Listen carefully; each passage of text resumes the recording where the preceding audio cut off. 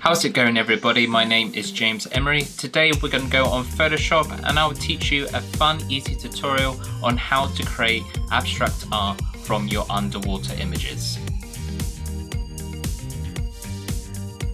This technique is unlikely to win you any photo competitions, but it's a great way to learn Photoshop's smart objects, filters, and blending modes. So let's jump into Photoshop and see how it's done. Okay, so I have my photo here of a hairy frogfish opened up in Photoshop. First thing I'm going to do is just to duplicate that background layer. I can do that by selecting that layer and pressing CTRL-J. Now with that copy of that layer, I'm going to turn this into a smart object. To do that, I'm going to go up to Filter and Convert for Smart Filters, and then pressing OK. What this will enable me to do is any filters that apply onto this smart object, I can actually go back to any of those filters and re-edit any of those settings, which is really helpful. So, first filter we're going to add is Filter, and we're going to come down to Pixelate and Mezzotint. I'm going to choose medium strokes.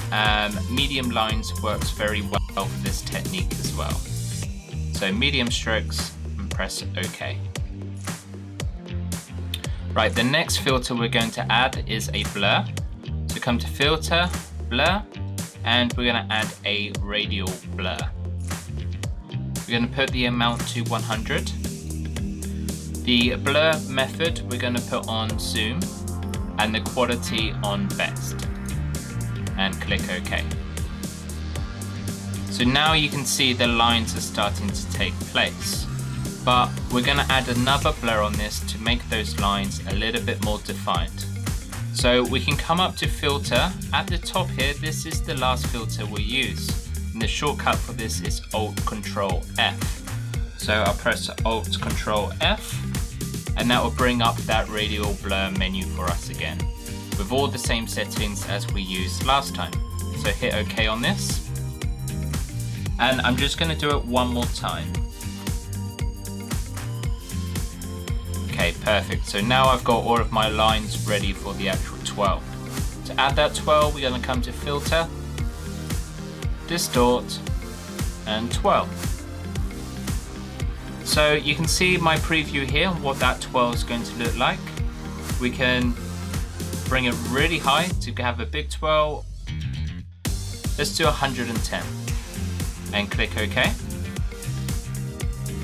Now what I'm wanting to do is, with that filter, I'm wanting to change its blending mode so I can see the actual other layers behind. So to do that, I come to the Twirl filter on my smart filters, double click this icon, and this will bring up my blending options. So at the moment we're on normal. If I bring down that drop box and come to lighten. Now all the other blending modes you can experiment with, but I find lighten gives me the best results for these abstract twirls. So click OK.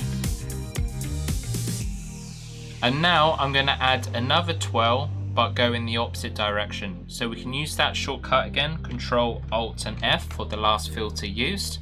But this time we're going to go minus 110. Click OK. And we're also going to change the blending mode of this filter. And again, we will choose lighten and click OK.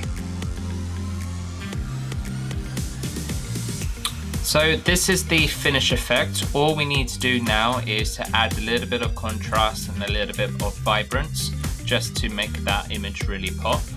But also on this particular image, it is very heavy on this right side. What I would like to do is bring some of that color actually on the left hand side of this image as well. So what I can do is actually duplicate this layer and then flip it. But before doing that, I'm also just going to experiment with the Mezzotint to see what other options and what kind of effects that's going to give me in the final image. So if we double click Mezzotint, click OK.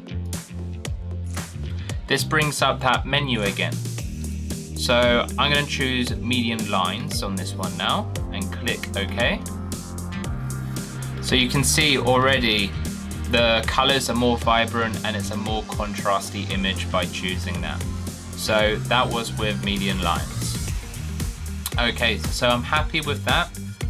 Now I'm going to create a brand new layer with all of these filters merged into that layer. So we can do that by pressing Ctrl, Shift, Alt and E on the keyboard, and that will give me a brand new layer with all those filters merged. And then with this layer, I'm going to press Ctrl-T to bring up the transformation, and then right click that image and flip it horizontally. And then press Enter on the keyboard.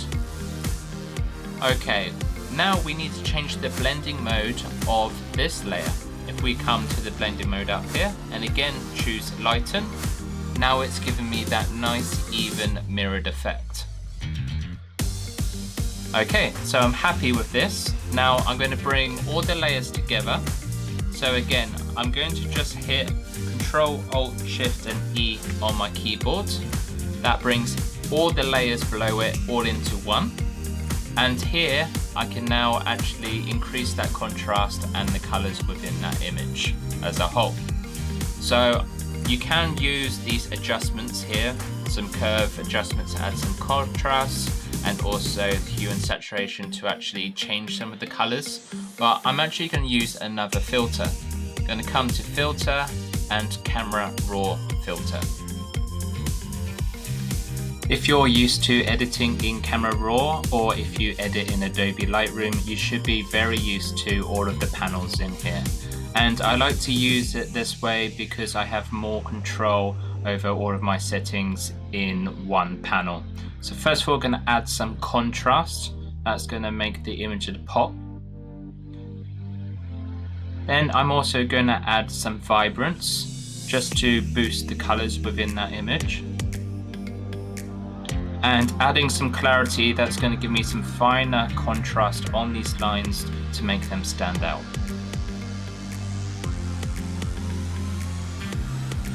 We can also come to the HSL, so we can actually change the hue of any of the colors within that image.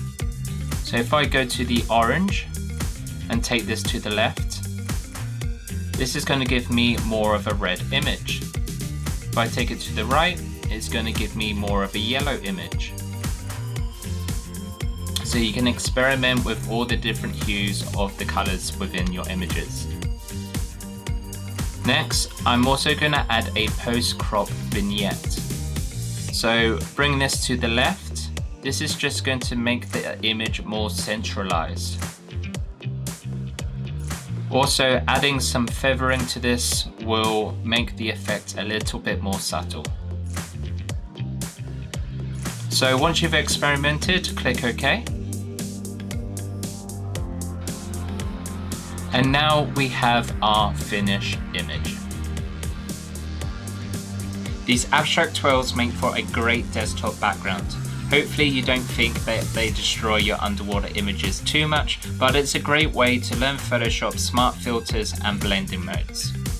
Now I'm going to show you some more examples of some photos that I have created, but this time I have added the original photo within that twirl. So go experiment with all of these different blending modes and see what you can create. And please share any photos that you have created and post them in the comments for us to see.